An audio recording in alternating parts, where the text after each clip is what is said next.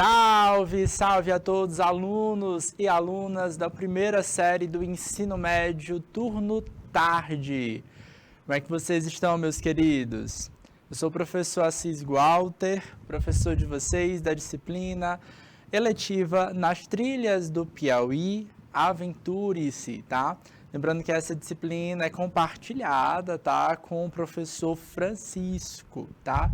O professor Francisco vai fazer as abordagens das ciências humanas, enquanto eu, professor Assis, estarei com vocês na abordagem das ciências da natureza, tá bom?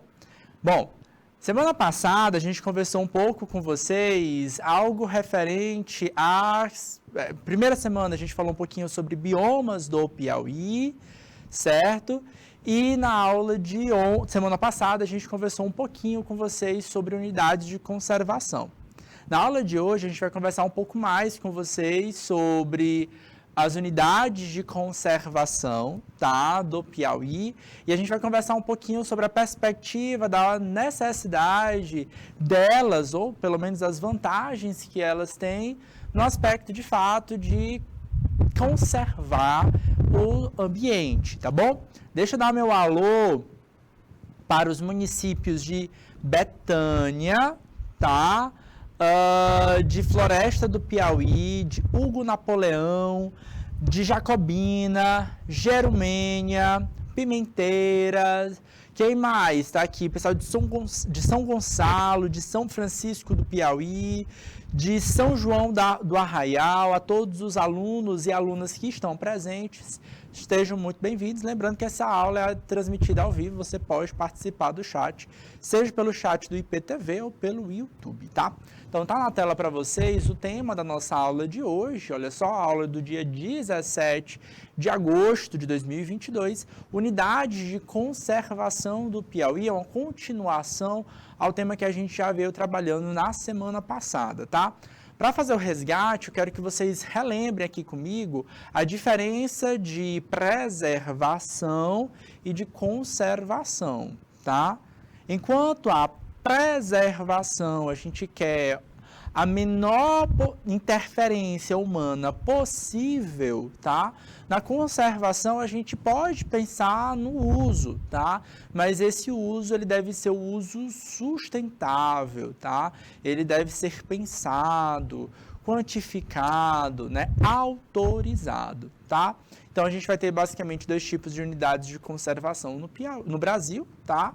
A gente tem as unidades de proteção integral e as unidades de uso sustentável, como a gente vai ver aqui, revisar aqui também na aula de hoje, tá bom? Então, o objetivo da nossa aula de hoje é conhecer o aspecto legal da criação de unidades e diferenciar unidades de uso sustentável e as unidades de uso integral. A gente começa a nossa aula de hoje com notícias, e na verdade a gente vai fazer alguns recortes de algumas notícias que a gente tem das unidades de conservação do Piauí, tá? Esses aqui são de aspecto nacional, tá? São de notícias nacionais, tá? Vocês podem ter acesso a elas, tá? Uma é do site Ecodebate, tá? É o que está à esquerda de vocês, com a manchete, tá? O Cerrado foi o bioma mais devastado por queimadas entre o ano de 2000 e 2019, segundo pesquisa realizada pelo MAP Biomas do ano de 2000 a 2019, o Cerrado foi o bioma brasileiro mais destruído, com incidências de fogo de 41% de sua área, e os 76% do que se queimou era vegetação nativa. O que a gente precisa ressaltar aqui desses pontos para vocês aí que estão ligados ao se preparar, gente? Bom, primeira aula do nosso semestre, a gente falou um pouco com vocês sobre as características dos biomas que a gente tem aqui no Piauí. Entre os biomas que a gente tem, encontram-se o bioma Cerrado e o bioma Caatinga, tá? E, claro, suas variações também, tá? No bioma Cerrado, uma das características que a gente vai ter na vegetação é que, de fato, ela pode apresentar pontos de incêndio natural, só que são pontos. são muito pouco, tá? Boa parte dos incêndios promovidos dentro desse bioma são relacionados à ação do homem, tá? Aquela ação de vou limpar o terreno, né? Tá sujo, depois da chuva o mato subiu, né? Então a gente vai dar uma limpada. Viu uma cobra, então bota fogo para afugentar. Se aparecer um foco de maribondo, bota outro fogo para poder afugentar esses animais, tá? Então, o fogo normalmente ele é promovido pela nossa cultura, então faz parte da nossa cultura, uma cultura que, infelizmente, ela tende a ser destrutiva, tá? Qual o problema dessa cultura, tá? Em geral, o bioma, por apresentar, dependendo da época do ano, por apresentar uma vegetação relativamente seca, ele pode pegar, né, se espalhar com muita facilidade, certo? E ganhar proporções inesperadas. Então, aquele fogo que era simplesmente para matar, para limpar, com muitas aspas, tá? Para limpar a vegetação, tá? Local, daquele ponto, certo? Ela passa a ganhar outras proporções, ganhar outros terrenos, certo? Passar a ser um grande incêndio, certo? Infelizmente, não é o maior bioma mais afetado ou mais destruído pela humanidade, tá? Talvez um dos maiores biomas do Brasil, com certeza, foi a Mata Atlântica, pelo período histórico, tá? De construção, desde da colonização europeia, tá? Até os dias de hoje. Tá? Hoje, o Cerrado está ganhando outra dimensão, tá? Então, principalmente a agricultura, a pecuária, tem crescido muito nas nossas regiões com o Cerrado e elas têm crescido bastante o seu desmatamento, justificando a necessidade de unidades de conservação nessa área, tá? Isso, como eu disse, tá? A unidade de conservação não vai dizer que eu não vou utilizar de jeito nenhum essas áreas. A gente utiliza, tá? Especialmente aí se a gente for analisar a ação dos povos originários, como, por exemplo, os povos indígenas, pesqueirinhos, quilombolas, tá? No segundo, a gente tem uma outra notícia do Correio Brasiliense, tá? Que vai falar o seguinte: o desmatamento na Amazônia bate recorde histórico e cresce mais de 400% em janeiro, tá? Greenpeace alerta. Recorde de desmatamento do bioma em janeiro, que aumentou mais de 400% se comparado com o mesmo mês de 2021. Demonstra total falta de respeito aos crimes ambientais. Então, a gente precisa também resgatar aqui vocês alguns aspectos que a gente até trabalhou com vocês semana passada, tá? O aspecto legal desse propósito, tá? Então, a gente tem unidades de conservação no Brasil inteiro, inclusive na Amazônia, tá? Para criar uma unidade de conservação é necessário o poder legislativo, tá? Para que isso seja consolidado. E o poder executivo está na tarefa da fiscalização e na manutenção dessas unidades de conservação. A falta da fiscalização, a falta de verba dessa fiscalização, tá? Tem promovido justamente o que? Eu achar que está tudo bem, tá? Dá para desmatar, ninguém vai fiscalizar, dá tudo certo. Se acontece fiscalização, eu não sou julgado, tá? Dá aquela impressão de que está tudo bem desmatar, certo? Um dos relatos, eu vi que vocês estavam dando da aula, redação, foi? É redação com o professor Rufino? Ele estava conversando com vocês sobre fake news, né? Entre vários temas, né? Um dos fake news aí, que é a importância da gente conhecer um pouco de ciências da natureza, dos biomas brasileiros, é que a justificativa, dentre as várias justificativas que os grileiros, né, dão, né, grileiro, para quem não está ligado aí, são essas pessoas que estão ali, vão trabalhando como se fossem grilos, né, destruindo de pouco em pouco essa floresta amazônica e, bom, boa parte dos nossos biomas. Eles argumentam que, não, mas o fogo aqui na Amazônia é fogo natural, não fui eu que coloquei, não, tá? Gente, o bioma amazônico é um bioma caracterizado por uma grande riqueza de umidade, tá? A sua floresta não tem fogo de incêndio natural, tá? O fogo de incêndio natural que vai acontecer é no bioma cerrado em determinadas épocas do ano, tá? A mata vai ficar mais seca, né? Vai ter menos chuva, vai ter um período de estiagem e por questão de luminosidade, pode acontecer focos de incêndio, mas não é na Amazônia, tá? Inclusive, na aula que a gente falou sobre o bioma cerrado, a gente falou com vocês sobre esse aspecto, qual é a característica das plantas do cerrado que permitam elas sobreviver, né? Aí eu reforço, a casca da árvore é mais grossa, elas vão apresentar troncos retorcidos por conta da estiagem, as raízes são profundas para pegar água lá no subsolo, tá? O bioma da Mata Atlântica, eles têm outras características, tá? Eles têm um bom abastecimento de água, chove o ano inteiro, certo? Tem boas quantidades de rios, então a característica do bioma amazônico é diferente da região de Cerrado, ok? Então, é fake news, tá? Dizer aí que teve fogo natural na Amazônia, não, tem fogo na Amazônia, é fogo antropomórfico, né? O que é fogo promovido pelo ser humano, ok? Então, bora lá. Então, por que a gente tem que ter unidades de conservação? Para justamente proteger. Agora, não adianta, tá? A gente só colocar a área de proteção, tá? A unidade de conservação e não ter fiscalização. Esses relatos aqui mostram para a gente aí o grande prejuízo ambiental, tá? Justamente pela falta da fiscalização, tá? Então, só retomando aqui, quem são as unidades de conservação? São áreas, tá? Promovidas pelo governo, tá? Pelo Estado, tá? Podem ser públicas ou privadas, tá? Quando ela for pública, ela pode ser instituída na esfera federal, estadual ou municipal, certo? Pode ser regional, ter mais de um estado envolvido, tá? Com foco justamente na conservação do nosso ambiente. A lei que institui ela é a Lei 9.885, tá? Que vai instituir o Sistema Nacional de Unidades de Conservação. E ela divide os nossos grupos de unidade de conservação em dois grandes grupos, tá?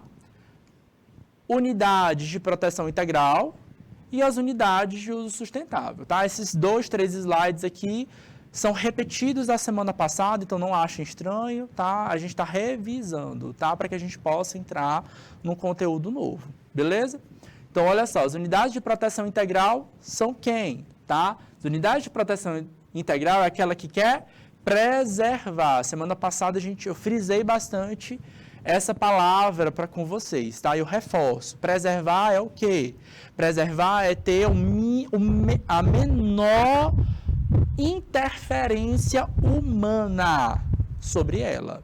Ou seja, os recursos naturais que ela produz, normalmente o ser humano não vai utilizá-lo, pelo menos não diretamente, tá? O que é permitido aqui, ó, admitido apenas o uso indireto. O que é um uso indireto? Para tirar uma foto, certo?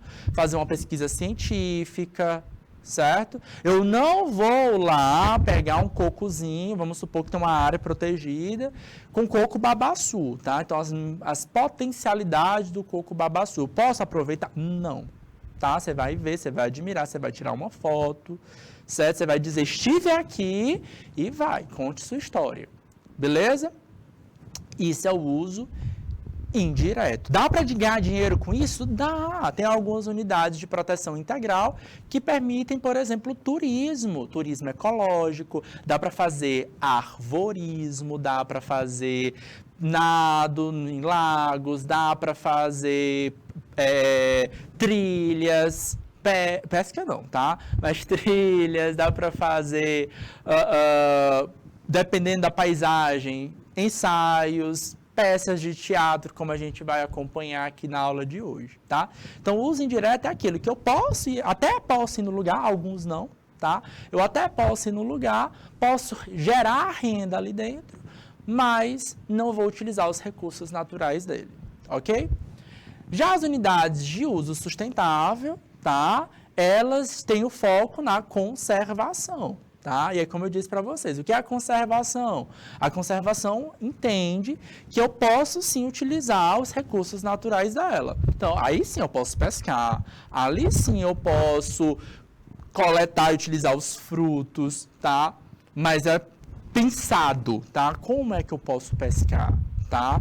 Não é todo período que eu posso pescar, porque eu tenho que entender que os peixes vão ter, por exemplo, períodos reprodutivos, tá? Então, nos períodos reprodutivos, a gente não pode fazer pesca, tá? A não ser que seja de subsistência, tá? Não vou morrer de fome por conta disso, tá? Mas pesca para vender, não, tá? Então, sim, dá para pescar, dá para o pescador, para os marisqueiros, por exemplo, gerarem lucro para eles, certo?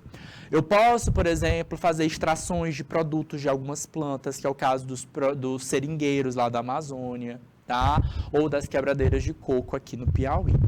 Tá? Então, a gente tem essas unidades de uso sustentável, com foco, sim, na subsistência. Tem que ter um olhar humano, social, para a construção e consolidação dessas áreas. Em que aspecto, professor? Entender a história do povo que vive, né? Por exemplo, pode ser os povos originários, tá? Os povos indígenas, os povos da cultura local, o povo quilombola, tá?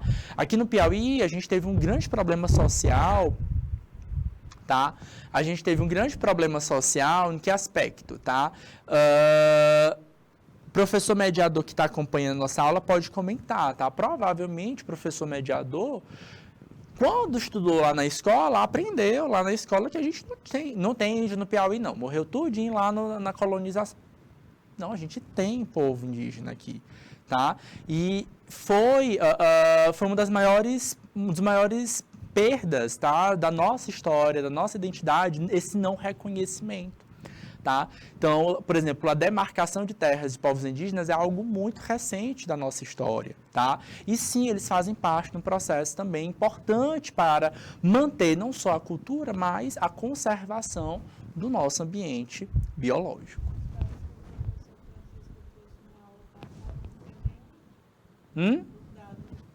Não tem, né?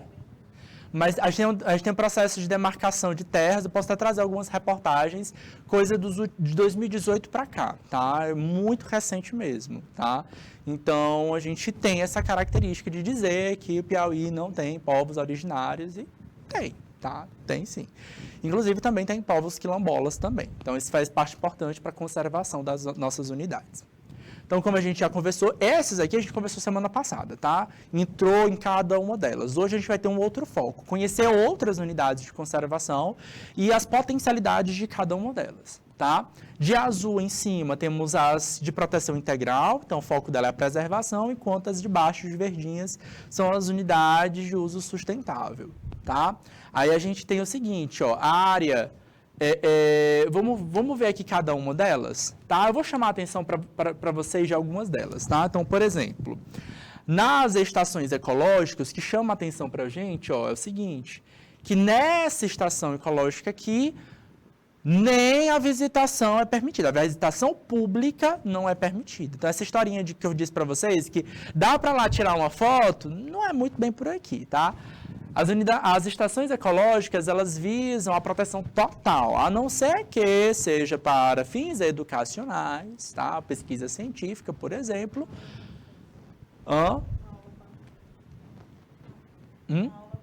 Uma aula passeio, tá? Com autorização, tá? Dá para ir lá. É a hora que vocês podem tirar foto. Professor, posso ir lá com minha família tirar uma foto lá? Não. Certo? Essa é a ideia da estação ecológica, tá? Os parques nacionais, eles ganham destaque pela sua beleza cênica, sempre tem essa característica. Então, uma beleza cênica de cenário, então dá para tirar foto, tá? Então, o turismo aqui funciona muito bem, tá? Então, dá para fazer arvorismo, dá para fazer trilha, escalada, tá? E, claro, pesquisa científica. Só uso indireto, não dá para pegar, tirar uma goiabinha... Claro, né? Para comer é outra coisa, né? Mas para vender, não, tá? Bom, nas unidades de uso sustentável, eu vou chamar aqui a atenção para vocês nas áreas de proteção ambiental, que tem ocupação humana, pode ter alguma cidade, algum povoado, certo? Mas a ideia é que não cresça, tá? Economicamente, aquilo dali, a não ser que seja com a proteção, e as reservas extrativistas, que permitem, sim, a extração daquele recurso, tendo em vista a população originária. Bora ver aqui as próprias unidades de conservação que a gente tem aqui no Piauí e algumas notícias referentes a elas, tá? Olha só. É histórico e é conhecido, tá, que nas unidades de conservação, por exemplo, como a do Parque Nacional da Serra da Capivara, certo? Há a ocorrência, a passagem de alguns animais, tá? Alguns animais já habitaram, né, o livro, tá? O livro vermelho dos animais, né? Que livro vermelho é esse? É o livro dos animais que estão ameaçados de extinção. A gente tem esse livro, tá? As unidades de conservação, tá? Elas têm uma importância muito grande. Em que aspecto? No aspecto de permitir que esses animais possam circular livremente entre as áreas. Tem que lembrar lá que eu falei para vocês que tem que ter, na demarcação, a gente precisa de corredores ecológicos, tá? Então, a onça-pintada, por exemplo, aqui na matéria da G1, tá? Uma matéria de agora, praticamente semana passada, né? Dia 3, tá? Onça-pintada é flagrada com filhote no Parque Nacional da Serra da Capivara. Recebe homenagem a Niede Guidon, tá? Niede Guidon é uma das cientistas mais importantes, tá? Para a manutenção desse Parque Nacional. O Parque Nacional, para quem não conhece, tô achando vocês muito quietinhos, hein? Cadê minhas turmas? Cadê o pessoal de São Francisco? Cadê o pessoal de Domingos Mourão, de Hugo Napoleão? Vocês estão muito quietinhos, hein? Bora movimentar esse chat. Conta para mim aqui as experiências, as histórias que vocês conhecem das nossas unidades de conservação, tá? Então, galera, é o seguinte. A Niede Guidon foi uma das grandes cientistas que a gente teve, tá? Aqui no Brasil, tá? E especialmente aqui no Piauí, ela que realmente lutou para que esse parque realmente se mantesse em pé e que as pesquisas científicas daqui realmente acontecessem. Cientistas do mundo inteiro querem vir aqui para o Piauí para explorar cientificamente, tá? Esses lugares, tá? Então a gente mexe um pouquinho na Terra e descobre coisas incríveis sobre a história da natureza e a história da humanidade. Inclusive, nessa semana passada, nessa semana aqui do dia 3, tá? Houve apresentações, tá? Justamente nessa região, consolidando justamente a homenagem à Niede Guidon, tá? No qual a gente teve justamente apresentações artísticas, tá? Que movimentaram a região economicamente, tá? Olha lá, ó. Parque Nacional de Serra da Capivara, ele foi criado em 1979 para preservar vestígios arqueológicos da mais remota presença do homem na América do Sul. Sua demarcação foi concluída em 1990 e o parque é subordinado ao Instituto Chico Mendes de Conservação da Biodiversidade. Esse instituto aqui está vinculado ao Poder Executivo, por isso faz as fiscalizações, tá, que ocorrem. Por sua importância, a Unesco o inscreveu na lista de Patrimônio Mundial em 13 de dezembro de 1991 e na lista também Iniciativa Brasileira como Patrimônio Misto. Interessante para vocês, assim, só para vocês terem uma ideia, tá? A ciência, quando a gente trata em ciência, essa é a ideia da gente trazer isso, essa disciplina, não existe verdade absoluta, tá? Esse termo verdade não existe. A gente tem teorias, tá? Então, o que são teorias? São verdades consolidadas, tá? Então, teoria não é achismo. Para a ciência, não, tá? São hipóteses consolidadas, tá? São conhecimento consolidado. Então, fiz várias pesquisas científicas, eu não, né? Vários cientistas fizeram, tá? Fizeram pesquisa aqui, ali, acolá, e aí eles começaram a juntar essas várias pecinhas do quebra-cabeça e conseguiram ter uma visão global, tá? Então, quando as pesquisas científicas realizadas no do Parque Nacional da Serra da Capivara afloraram, eles utilizaram algumas técnicas, descobriram alguns fósseis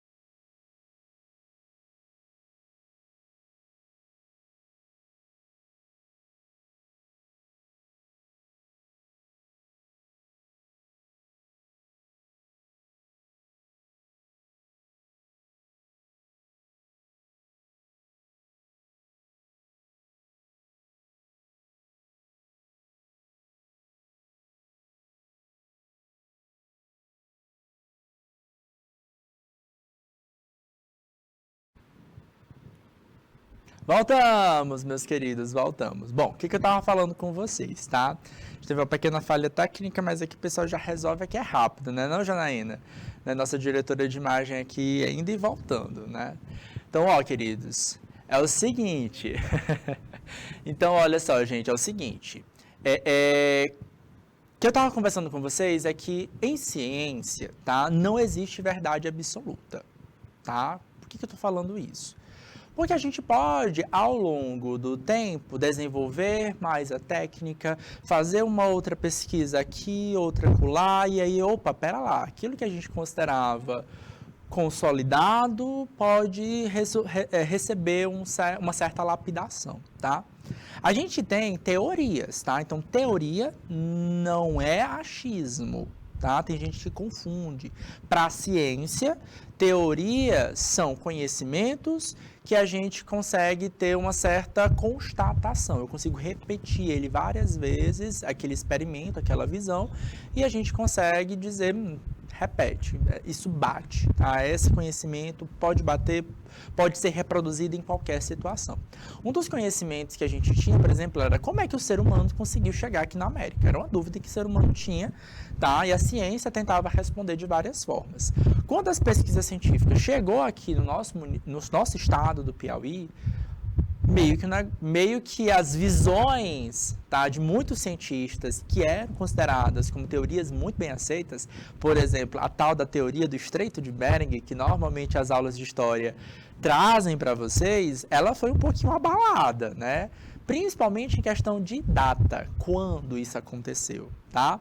Bom, os estudos promovidos aqui, elas não negaram que o ser humano tenha chegado pelo Estreito de Bering, que nem tenham chegado de outras formas. Porém, elas questionaram o que? A datação, né? O período, em que momento esse ser humano chegou aqui no continente americano, tá? A gente encontrou fósseis muito mais antigos do que era a expectativa de muitos cientistas. Então, isso é a ciência. Quando a gente pode ter um novo achado, tá? A gente descobre uma nova visão, tá? Tem alguns cientistas, não são todos, mas tem alguns cientistas que fazem uma leitura, tá? A gente fala que nas Américas a gente teve 2 períodos de colonização, tá?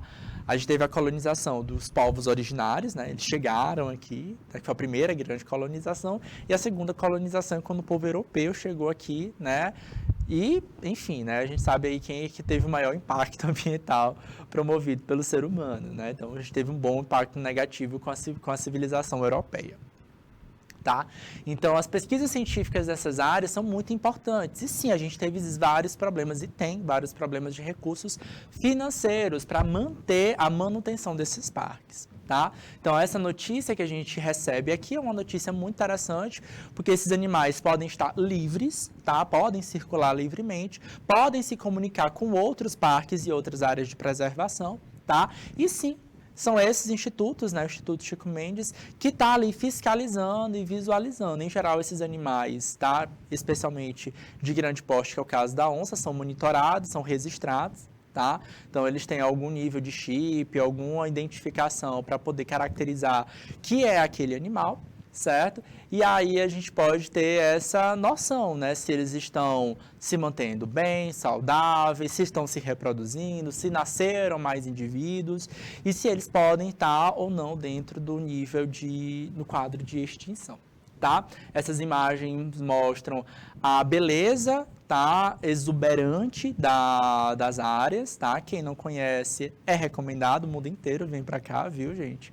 Tem aeroporto na área, nas proximidades, fica localizado na região sul do nosso estado, próximo ali ao município de São Raimundo Nonato. Então, há uma necessidade crescente de desenvolvimento, por exemplo, de hotelaria, da necessidade do preparo profissional. Então, professor, estou aqui no primeiro ano, estou aqui me preparando para entrar no mercado de trabalho, então, que coisas eu devo me preocupar? Idioma, gente, começa por idioma. Aqui é a nossa aula aqui com intérprete de Libras.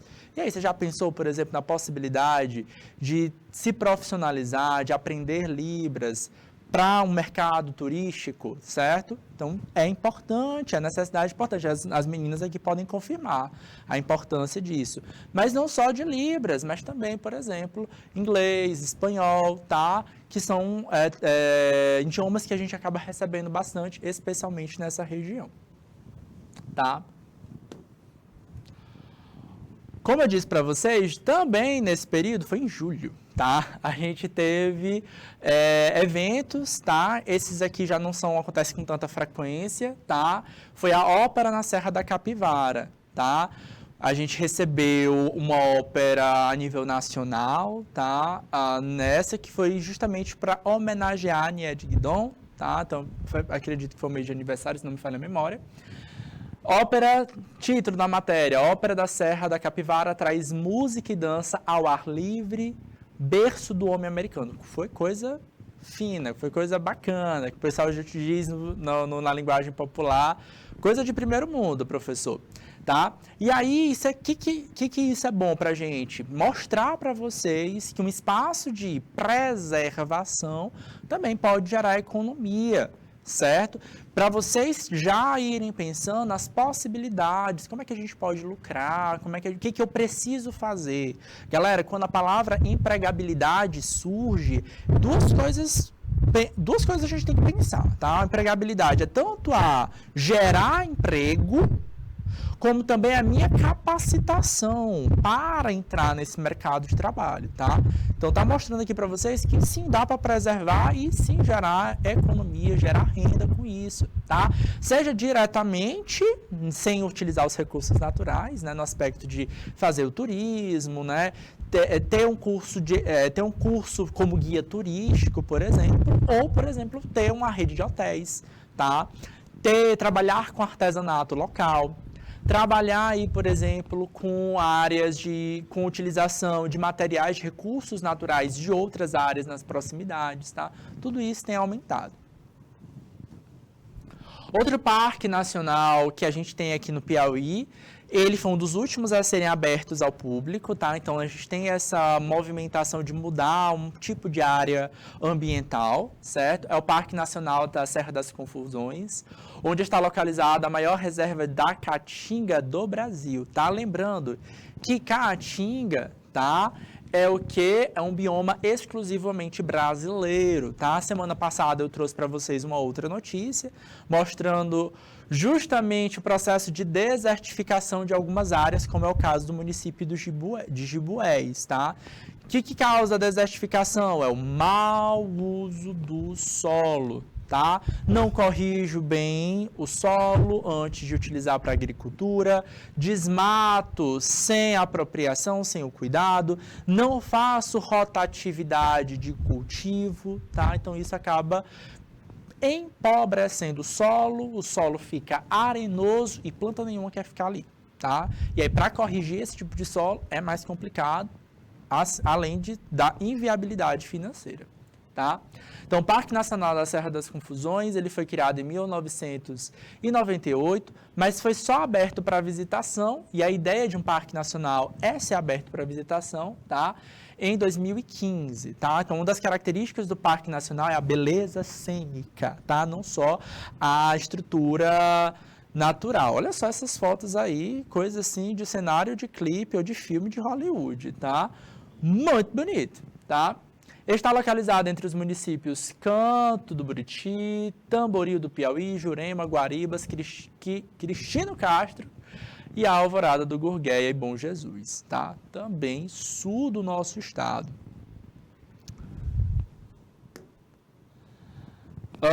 Temos reserva biológica, como, por exemplo, é o caso da Reserva Biológica Serra Vermelha. No caso das reservas biológicas, o grande foco dela é a recuperação de um ambiente que já foi contaminado. Aqui eu chamo a atenção para vocês o seguinte, como eu disse para vocês, tá? Podemos mudar as nossas áreas ambientais, tá? Acredito até que eu fiz uma questão com vocês sobre isso na semana passada, tá? Como a que aspecto, professor?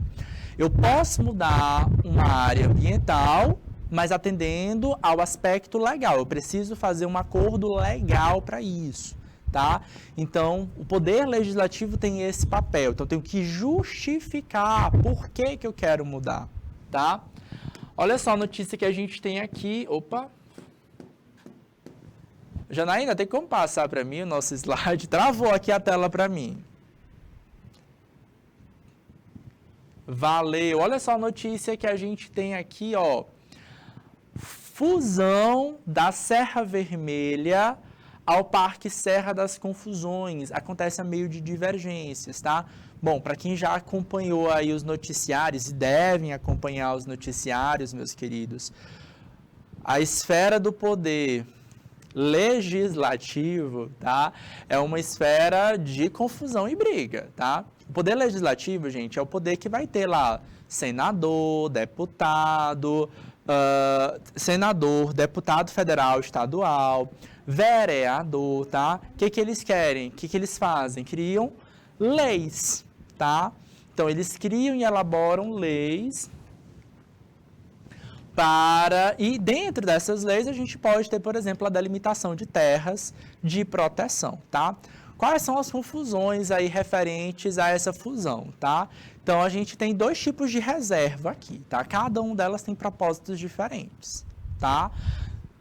Reserva biológica, como vocês viram, a ideia é a recuperação de uma área, olha só, reserva biológica, foca, até deixei circulado aqui para vocês, é a recuperação de uma área, tá? Em geral, a gente vai ter uma área que já foi, de certa forma, impactada e que a gente não deve acessá-la nem de forma indireta, o menos uso possível, porque ela já foi impactada, tá? Enquanto um parque nacional, ela permite essa visitação, certo? Justamente no que aspecto? No aspecto do uso indireto, do turismo, pela beleza cênica, tá? Só que outra função, outro aspecto importante é quem está controlando isso, tá? Eu vou voltar lá, que a gente fala, mas aí pode passar batido para vocês, ó. Que eu falei que lá no comecinho, deixa até circulado. Quem é que fiscaliza isso, tá? Então, essa unidade é uma unidade controlada a nível nacional, é controlada a nível estadual, é controlada a nível municipal, tá? Então, quem vai controlar essa região vai envolver também a questão financeira. A gente sabe, por exemplo, como eu falei para vocês, o Parque Nacional Serra da Capivara, que é um dos mais valorizados aqui no Piauí, tem problema financeiro, tá? Não só teve muito, como ainda tem muito problema financeiro. É uma realidade, é um fato, tá? Então, quem vai controlar isso também move discussões sociais, tá? Em que aspecto? Como é que esses parques vão se manter? Quem é que vai fiscalizar isso que, de fato, vai proteger essas áreas? Essa fusão dessas áreas vai aumentar a área. Vai ficar mais fácil ou vai ficar mais difícil o controle? E o acesso a essas áreas, tá, de preservação? Reserva extrativista não tem essa visão do passeio turístico.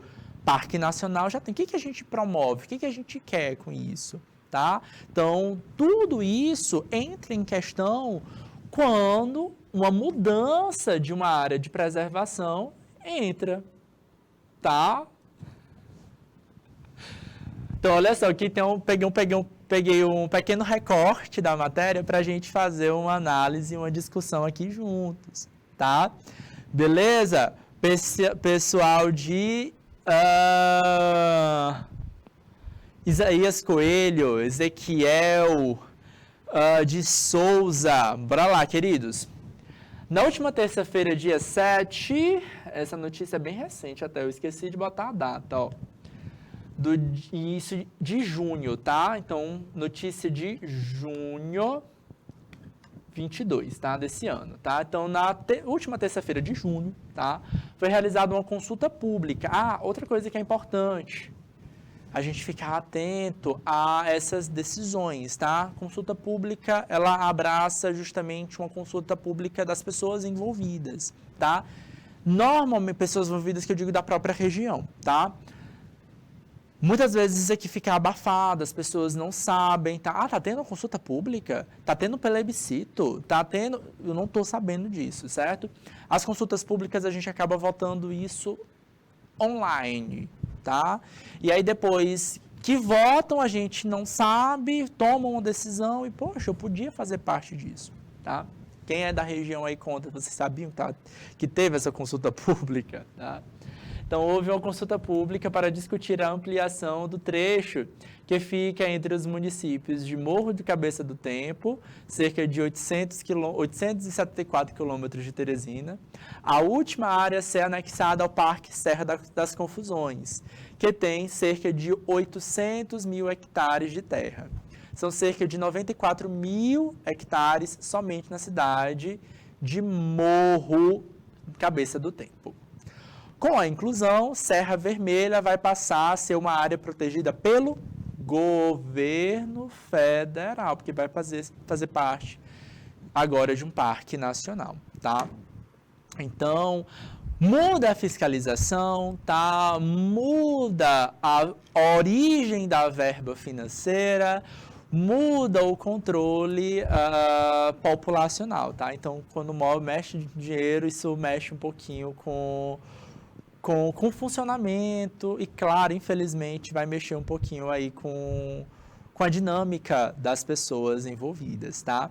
Bom, não significa dizer que está vindo verba federal que vai ser mais fácil, tá? O Parque Nacional Serra da Capivara tá aí para provar que não é uma tarefa fácil, por exemplo, para a pesquisadora Nied Guidon, tá? Que luta diariamente para fazer com que esse parque ainda funcione, tá? E que ele seja tão grandioso, tá? A esperança é que o Parque Nacional Serra das Confusões ganhe de proporções também similares ou semelhantes, tá? É claro que está ainda muito recente, tá? Processo de visitação pública, tá? De 2015 para cá, está falando aí de 7 anos só, mas há uma necessidade boa aí de exploração maior deles. Outra área de proteção integral, outra parque nacional que a gente tem, que é bem explorado, parque nacional a gente tem bastante, né?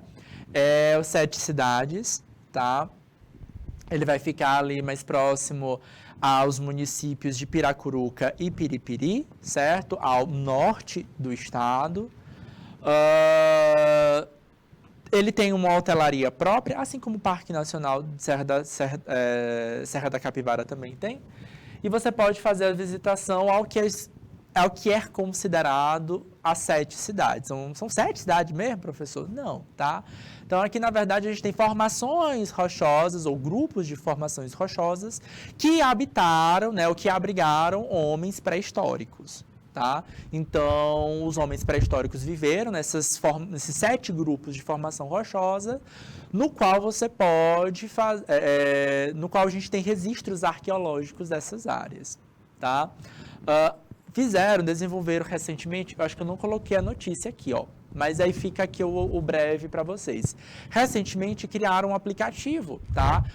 Inclusive, foi um grupo de estudantes, né, que desenvolveram um aplicativo para que você pudesse fazer a visitação apontando cada um das referidas 7 cidades, tá? Então, ali, além de ter resquícios fósseis arqueológicos, a gente tem as pinturas rupestres, como a gente pode ver, e temos aí as formações rochosas exuberantes, com formatos aí diferenciados, né? A gente tem a formação aí de um réptil, né, de uma cobra aqui embaixo, a formação aí da cabeça de Dom Pedro, tá? Que na verdade não é que não parece, né, que lembra, né, que parece um pouco uma cobra, parece um pouco com a cabeça de Dom Pedro, tá? Isso é do imaginário popular, do imaginário das pessoas e que fica por aí. Também tem a formação que parece de um lado parece o Ceará, do outro lado parece a bandeira não, parece o Brasil, tá? Então são formações que mexem, né, com o imaginário popular e que as pessoas gostam de ver, gostam de imaginar, certo? Um pouco, tá? Outra área de proteção ambiental, tá? É uma APA, tá? Uma área de proteção ambiental. Semana passada eu conversei sobre o Delta do Parnaíba com vocês, mas em um outro aspecto, tá? Eu conversei com vocês sobre uma reserva extrativista, tá? Então, na área, tá? A gente tem uma área de proteção ambiental, tá? Que a gente chama de APA. O que é uma APA, professor? É uma área de preservação, tá? No qual existe ocupação social, então a gente tem desenvolvimento, pode ter desenvolvimento urbano ou social ali, tá? Normalmente ganha uma ampla área de ocupação, tá? Então você vai ver que essa APA vai estar ocupada entre o Piauí, Maranhão e Ceará, tá? E ela é marcada pelo o desembocar, né? Acho que não sei se a foz, né? Pronto, é a foz do rio Parnaíba no mar aberto, né? Em um oceano Atlântico, tá? Então, como é a foz, né? A foz é esse ato do rio, né, a encontrar o mar. Então, em geral, a gente tem três tipos de foz, né? Em geral, a foz pode ser uma foz direta, a maioria delas é essa, tá? Simplesmente eu faço um encontro direto, tá, do rio. A gente pode ter a foz do tipo delta, então como esse rio, ele meio que se abre em vários caminhos menores, tá? E esse tipo de foz em delta, a gente tem três únicas do rio para o mar aberto, então a gente só tem três no mundo, tá? Rio Parnaíba tá aqui, Rio Nilo e o outro agora me fugiu a cabeça, tá? Então, é diferenciado. E quando... Agora eu não vou lembrar. Não vou lembrar o nome do rio. Vocês vão pesquisar aqui, vocês vão me colocar aqui no nosso chat. Que tal? Coloca aqui para mim. Vamos construir essa aula juntos. Vocês estão muito quietinhos pro meu gosto. Bora lá, queridos. E olha só, a gente pode ver justamente essa ranhura, é como se fosse um braço, né, que fosse abrindo em dedos, né, o braço, nosso antebraço aqui seria o rio Parnaíba, e esse braço se abriria, né, em várias áreas, tá? E aqui, toda essa vegetação aqui, tá, normalmente é uma vegetação típica, tá, é chamada, tá? Tem variadas, né? Tem vários nomes, tá? A gente vai chamar isso de vegetação de restinga, tá? Tem cientista que vai chamar isso de vegetação de restinga, tem cientista que vai chamar isso de mata ciliar, tá? Especialmente, a gente também, dentro dessa ou restinga ou mata ciliar, a gente vai chamar essa vegetação que a gente está vendo aqui de manguezal, tá? Então, a gente tem os mangues, que aqui no Brasil só tem 3 espécies, tá? E aí nessa área, o que acontece? Não é água nem doce do rio, nem água salgada, a água fica meio salobra.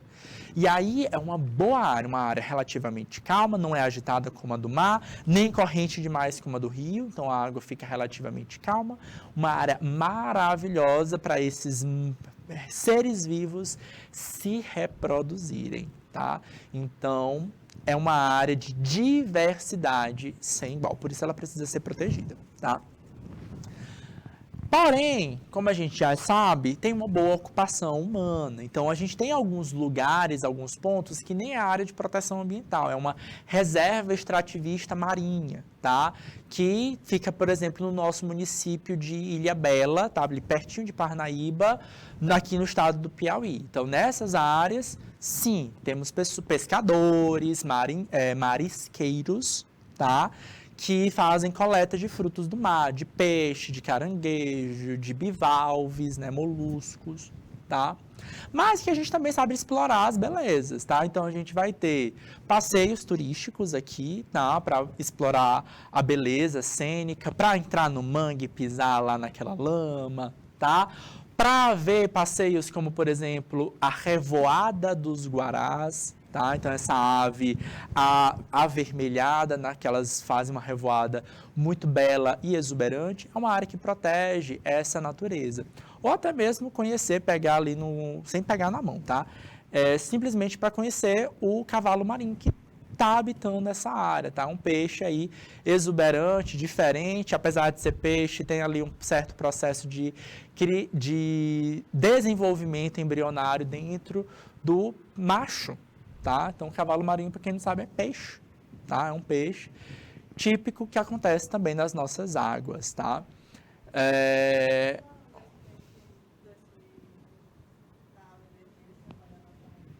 Reserva dos Guarás, é um Guará. Revoada dos Guarás. Então, é Guará.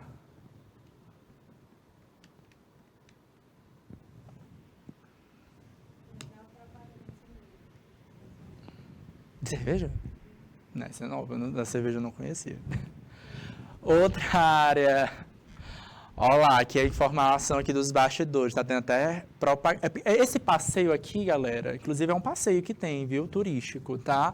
É novo, tá? Então, olha só a potencialidade. A gente cria uma área de proteção, tá? E nem sempre a gente conhece 100% dela, tá? Então, essa área de proteção, ela é relativamente antiga, tá? Porém, ao longo do tempo, e até ao longo do desenvolvimento científico, do conhecimento, passeios são criados, são elaborados posteriormente. Esse passeio aqui da Revoada dos Guarás é um passeio novo, tá? Coisa de menos de 5 anos, tá? Outra área de proteção bem desenvolvida que a gente vai ter é a Chapada do Araripe, tá? Que fica localizado entre os municípios Pedro Álvares, da Paulistana, Pio Nono, Alegrete do Piauí, Caldeirão Grande do Piauí. Não acho que não foi essa turma, mas a gente tem turmas que já mandaram, inclusive, fotos pra gente de passeios turísticos, tá? De banhos, tá? Professor, vem aproveitar aqui o feriado e tal. A gente ministrando aula aqui, o pessoal curtindo o feriado, olha só, né? Então, são áreas boas. Então, conta pra mim aqui se vocês são de alguma dessas áreas. A gente quer compartilhar as imagens de vocês também, das belezas naturais que vocês têm nas áreas de vocês, tá bom? Não só botar essas belezas fotográficas de fotógrafos profissionais, mas eu quero ver também as áreas de vocês também aí, galera. Beleza? Área de proteção ambiental Chapada do Araripe completa 25 anos, conheça mais sobre o local aqui, a reportagem, vocês podem ler com um pouquinho mais de calma, certo? Bora praticar, fazer os últimos minutinhos aqui uma atividade, tá? Lembrando que essa atividade aqui tem pontos da semana passada, que a gente discutiu semana passada, e na aula de hoje também.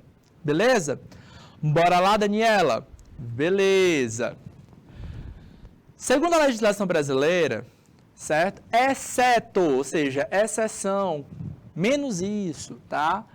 Para fins educacionais, é vedada, o que é vedado? É proibido a visitação pública em qual das unidades abaixo, tá? Então, em uma dessas unidades de conservação é proibido a visitação pública. Eu até contei a história para vocês hoje. Professor, eu quero ir lá com minha família tirar uma foto, eu posso? Não. A não ser que seja para fins educacionais. Aula de campo, por exemplo. E aí, qual delas? A, monumento natural. B, estação ecológica. C, reserva extrativista. D, refúgio de vida silvestre. Comentei na aula de hoje. Tem que ser, olha, uma unidade de proteção integral, né? O objetivo é não fazer a extração direta de recurso natural. E a gente quer preservar ao máximo o que? O nosso meio ambiente. E aí, Daniela? E aí, Maria Lucilene? E aí, pessoal de Pimenteiras, de São Francisco do Piauí, de Betânia? Cadê, pessoal? A, B, C ou D? Galerinha, isso são as estações ecológicas, tá bom? Então, lembrando que esse conteúdo aqui a gente trabalhou também na aula passada, até mostrei para vocês uma estação ecológica, um exemplo de estação ecológica, é que vai ficar a estação ecológica Uruçuí-Una, tá? Então, a gente vai ficar entre esses dois municípios, Uruçuí-Una, certo? Uruçuí-Una, entre esses dois municípios.